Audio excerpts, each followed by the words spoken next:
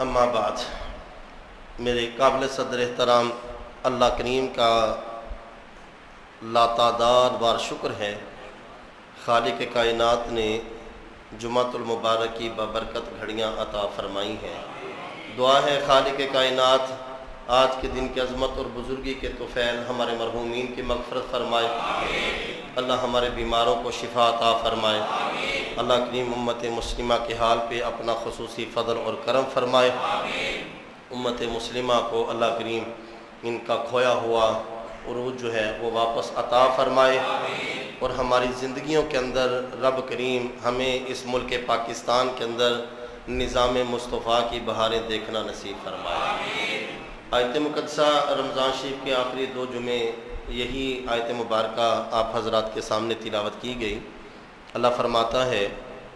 وَلَسَوْفَ يُعْطِيكَ رَبُّكَ فَتَرْضَىٰ، اے محبوب صلی اللہ علیہ وسلم، ان قریب آپ کا رب آپ کو اتنا عطا کرے گا کہ آپ راضی ہو جائیں گے۔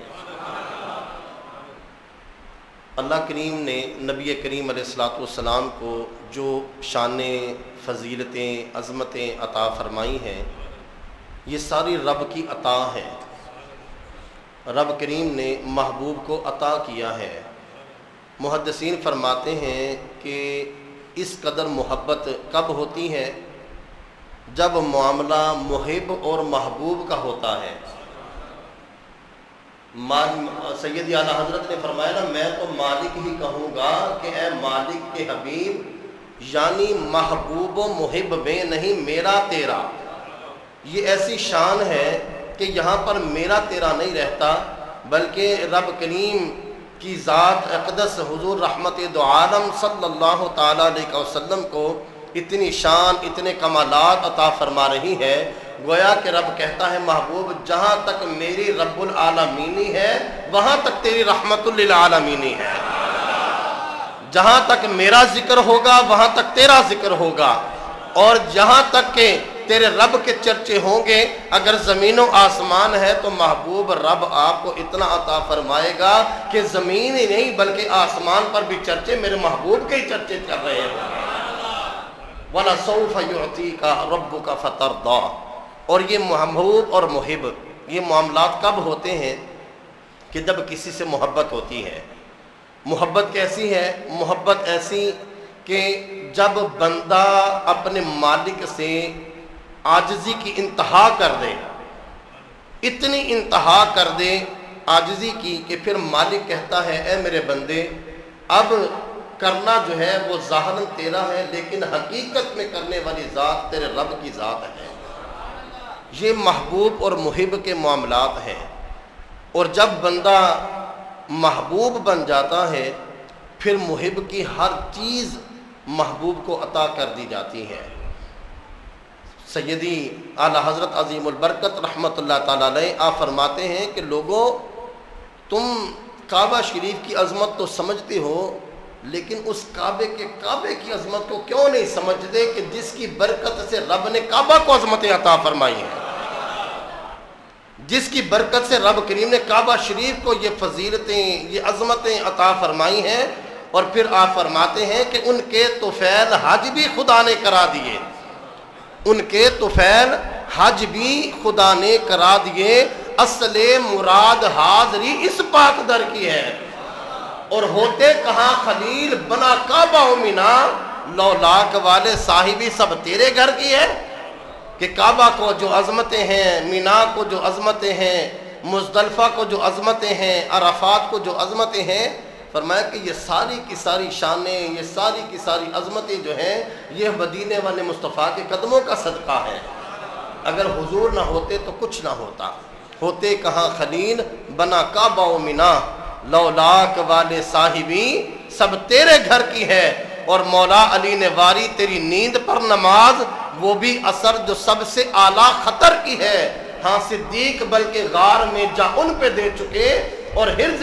جا فروز و غرر کی ہے، ثابت ہوا کہ جملہ فرائض فرو ہے، اصل الاصول بندگی اس تاجور کی ہے۔ بہلول دانا رحمت اللہ علیہ ہمیں ایک نام ملتا ہے،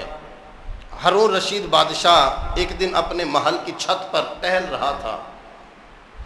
کہ اس نے نیچے محل کی چھت سے جھانک کر دیکھا تو نیچے اسے بہلول دانا جاتے ہوئے نظر آئے، تو اس نے اپنے خادموں سے کہا کہ بہلول کو فوراً میری خدمت میں حاضر کرو۔ انہوں نے ایک ٹوکری، ایک ڈولی نما ایک چیز تھی، اس کو رسیوں سے باندھ کر نیچے پھینکا، اور نیچے جو دربان کھڑے تھے ان کو اشارہ کیا، انہوں نے بہلول کو اس ڈولی میں بٹھایا، کھینچا، اور ایک لمحے کے اندر ہارون رشید کے سامنے بہلول دانا کو حاضر کر دیا گیا۔ بہلول دانا کہنے لگے کہ بادشاہ یہ تیرا کیا طریقہ ہے؟ کہا کہ بہلول میں نے ایک مسئلہ پوچھنا تھا، میری سمجھ میں مسئلہ نہیں آ رہا تھا، اس لیے میں نے سوچا کیوں نہ تمہیں بلا کے تجھ سے مسئلہ پوچھا جائے۔ کہا کہ عجیب انداز ہے تیرا مسئلہ پوچھنے کا، بادشاہ ہے نا تو جو جی میں آیا تو کرتا ہے۔ تو کہا بتا تیرا مسئلہ کیا ہے؟ تو بادشاہ کہنے لگا کہ بہلول مجھے یہ بتا کہ تو اللہ تک کیسے پہنچا ہے، تیری اللہ تک رسائی کیسے ہوئی ہے؟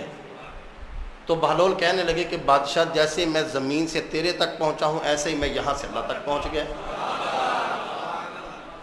تو بادشاہ کہنے لگا کہ بہلول مجھے کوئی صحیح سمجھ نہیں آئی، مجھے اس کو ذرا تفصیل کے ساتھ سمجھاؤ۔ کہا بادشاہ بات یہ ہے کہ اگر میرا جی چاہتا تجھے ملنے کو، میں چاہتا، میں خواہش کرتا کہ میں بادشاہ کو ملوں، تو پھر مجھے ایک درخواست لکھنی پڑتی، پھر مجھے تیرا کوئی وزیر دیکھنا پڑتا، اس کی سفارش دیکھتا، پھر وہ وزیر میری درخواست تیرے دربار میں پیش کرتا، پھر تیرے جی میں آتا تو مجھے ملتا، تیرے جی میں آتا تو نہ ملتا، پھر مجھے انتظار کرنا پڑتا،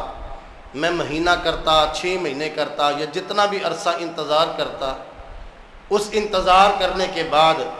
پھر تو بیٹھتا، لوگوں کی لائنیں لگی ہوتی،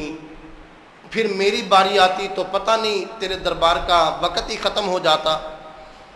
اور اب کیونکہ اس وقت میری خواہش تھی تو مجھے اتنا کچھ کرنا پڑا، اب تیری خواہش تھی تو 1 منٹ بھی نہیں لگا، تو نے خادموں سے کہا، انہوں نے زمین سے اٹھایا، مجھے تیرے پاس حاضر کر دیا۔ فرمایا جیسے میں زمین سے تیرے تک پہنچا ہوں ایسے میں زمین سے اپنے مالک کی بارگاہ تک پہنچ گیا ہوں۔ پوچھا اس کا طریقہ تو بتاؤ، اس کا طریقہ کیا ہے؟ اللہ کی بارگاہ میں پہنچنے کا طریقہ کیا ہے، آسان طریقہ کیا ہے؟ تو فرمایا کہ رب کریم نے قرآن کریم میں فرمایا ہے، اے محبوب صلی اللہ علیہ وسلم میرے بندے پوچھتے ہیں، لفظوں پر غور کیجئے گا، میرے بندے پوچھتے ہیں کہ وہ اللہ تک کیسے پہنچیں گے۔ بندے اللہ کے ہیں، پوچھ محبوب سے رہے ہیں، بندے میرے ہیں، پوچھتے ہیں کہ یہ اللہ کی بارگاہ میں کیسے پہنچیں گے۔ تو محبوب آپ فرما دیجئے، قل ان کنتم تحبون اللہ فاتبعونی یحببکم اللہ، اے محبوب ان سے فرمائیے کہ اگر تم چاہتے ہو کہ تم اللہ کو پیارے ہو جاؤ، اللہ تم سے پیار کرنا شروع کر دے، تم میں محمد سے پیار کرنا شروع کر دو، اللہ تمہارے ساتھ پیار کرنا شروع فرما دے گا۔